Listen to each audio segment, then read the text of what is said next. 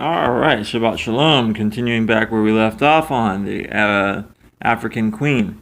There's only really three people that matter in this movie. There's a actor named Robert Morley, who I've seen in other movies play Katharine Hepburn's brother in this movie, who's a preacher and living a life trying to convert, the natives in Africa. And then the Germans come and try to slaughter the whole village, and he dies of God knows what. He just kind of has a nervous breakdown and dies. So Humphrey Bogart's this Canadian guy that's real blue collar and is in charge of going up and down the river on this boat called the African Queen to ship things around, such as mail and everything like that.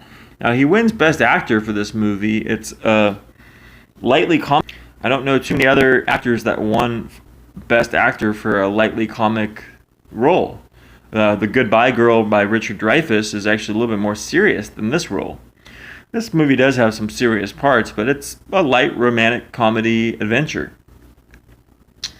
So then basically once her brother passes away, it's unsafe for them to stay in that part of Africa that they're in.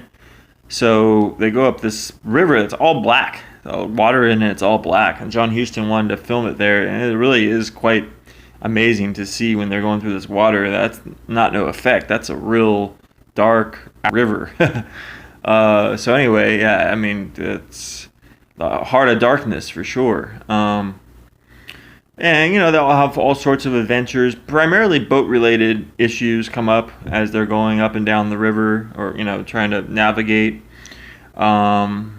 And just the way that her character is charming but very dignified.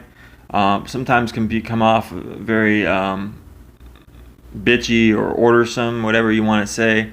And he calls her out on it at a certain point, and then has this drunken rant towards her, and then she dumps out all of his gin bottles into the river, and apparently litters. I don't know. Hopefully they picked up all them bottles. I don't know. But anyway, it works out that event kind of brings them closer together. And once they're actually together and, getting along, I like the movie, but I find that the tension between them is lifted pretty quick. And they go from, disliking each other to really liking each other and doting on each other quite a lot. Which I find that to be a little odd. I mean, especially she's this Victorian religious type, and it's not like they're slutting around together at a certain point, but they give up their emotions about each other and definitely seem like they're completely in love, which seems a bit sudden. I kind of would have liked maybe their back and forth to be back and forth a little bit more. But yeah, nothing happens except just the two of them until the very end. And they basically have this idea, or she puts this idea in his head, that they're going to suicide bomb this German boat, for lack of a better term. I guess it would be even a kamikaze type maneuver. Load up all these torpedoes that they're going to hand make themselves based on the oxygen and the different contents of the African Queen boat, and blow the German boat to smithereens. And I gotta say, there's a lot of cool surprises the last 10 minutes where you think that they're going to be in a situation where they're hung, where they get their lives terminated, but then the African Queen comes through for them. I'll just say that much.